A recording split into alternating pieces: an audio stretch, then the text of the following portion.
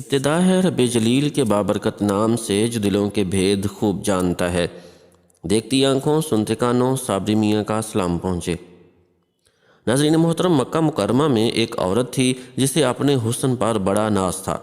وہ ایک مرتبہ نہانے کے بعد کپڑے بدل کر اپنے بال سنوار رہی تھی، آئینے کے سامنے کھڑی تھی اور اپنے آپ پر بہت فریفتہ ہوتی کہ میں بہت حور پری ہوں۔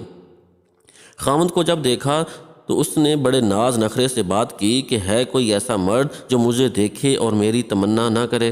تو خاوند نے کہا ہاں ہے، عبید بن عمیر رحمۃ اللہ۔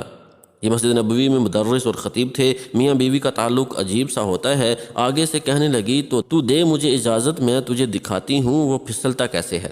اس نے کہا ٹھیک ہے، میں اجازت دیتا ہوں۔ عورت کو اجازت مل گئی اور وہ نکلی، پھر مسجد کے دروازے پر آ کر کھڑی ہو گئی۔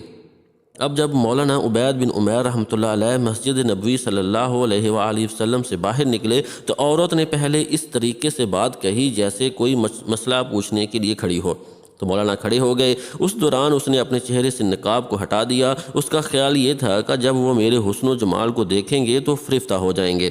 جیسے ہی اس نے ایسا کیا تو انہوں نے نظر ہٹا دی اور کہا دیکھو کیوں ایسے کام کے بارے میں سوچتی ہو جس سے تمہیں دنیا میں بھی ذلت ملے گی اور آخرت میں بھی ذلت ملے گی۔ اب یہ الفاظ ان کے منہ سے اتنے درد سے نکلے وہ شرما گئی اور واپس آ گئی۔ شوہر نے پوچھا کیا بنا؟ کہنے لگی کیا مرد ہی نیک ہوتے ہیں، عورتیں نہیں نیک ہو سکتی؟ میں بھی نیک بنوں گی۔ اس کی زندگی بدل گئی۔ اس کے بعد روز وہ عشاء کے وقت خاوند سے پوچھتی کہ تمہیں میری ضرورت ہے؟ اگر کہتا ہاں تو وہ وقت خاوند کے ساتھ گزارتی، اور اگر وہ کہتا نہیں تو جبہ پہن لیتی اور ساری رات مصلے پر عبادت کرتی۔ اس کا خاوند کہا کرتا تھا پتہ نہیں عبید بن عمیر نے ایک فقرہ بول کے میری بیوی کو نیک کیسے بنا دیا۔ شکار کرنے کو آئے، شکار ہو کے چلے۔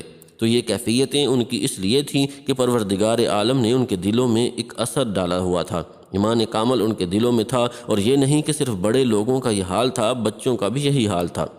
ایک باپ اپنے بیٹے کے ساتھ جا رہا تھا۔ اس نے راستے میں آم کا باغ دیکھا جس میں پکے ہوئے آموں سے درخت لدے ہوئے تھے۔ بچے کے باپ کی نیت میں فطور آ گیا۔ اس نے بیٹے کو بولا میں باغ میں آم توڑنے جاتا ہوں، تم یہیں کھڑے رہو اور اگر کوئی نظر آیا تو مجھے آواز دے دینا۔ باپ باغ میں آم چوری کرنے چلا گیا۔ چنانچہ جیسے ہی خوشے کے قریب پہنچا تو بچے نے پیچھے سے آواز لگا دی اے ابا جان، اے ابا جان، کوئی ہمیں دیکھ رہا ہے۔ تو وہ گھبرا گیا اور ویسے ہی واپس آ گیا۔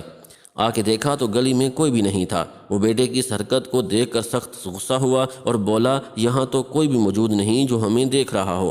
بیٹے نے کہا ابا جان، انسانوں میں سے ہمیں کوئی نہیں دیکھ رہا، مگر انسانوں کا پروردگار تو ہمیں دیکھ رہا ہے۔ چھوٹا بچہ 10 سال کی عمر ہے، تقریباً اس کا بھی یقین ایسا بن گیا تھا، اور یہ یقین خود بخود نہیں بنتا، ماں باپ بناتے تھے۔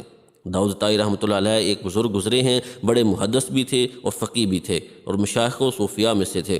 امام اعظم ابو حنیفہ رحمۃ اللہ علیہ کے ہاں جو خاص شاگرد تھے جو فتویٰ لکھنے میں اور مشورہ دینے میں کام آتے تھے، جو مجلس مشاورت تھی، یہ اس میں سے ایک تھے۔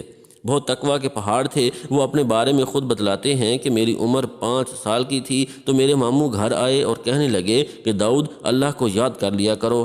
میں نے کہا کیسے یاد کروں؟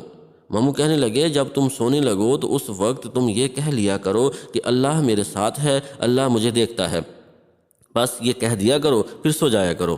وہ کہتے ہیں میں نے کہنا شروع کر دیا۔ پھر کچھ عرصے بعد ماموں سے ملاقات ہوئی تو کہنے لگے اللہ کو یاد کرتے ہو؟ میں نے کہا ہاں۔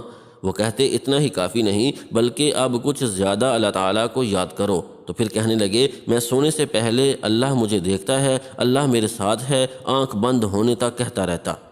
اب جو بات بندہ روز کرتا ہے اس کا دل پہ اثر تو ہوتا ہے۔ وہ کہتے ہیں کہ میں بچہ تھا، ان الفاظ کے بار بار کہنے اور دہرانے سے میرے دل میں اللہ سبحانہ و تعالیٰ کا ایسا استحصار آ گیا کہ بچپن میں ہی دل میں یہ خیال پختہ ہو گیا کہ میں نے اللہ سبحانہ و تعالیٰ کی زندگی بھر کوئی نافرمانی نہیں کرنی۔ اللہ اکبر! بچوں کا والدین کس قدر پختہ یقین بنایا کرتے تھے۔ اللہ رب العزت سے دعا ہے کہ وہ ہمیں بھی اپنے بچوں کا ایسا پختہ یقین بنانے کی توفیق عطا فرمائے۔ آمین ثم آمین یا رب العالمین۔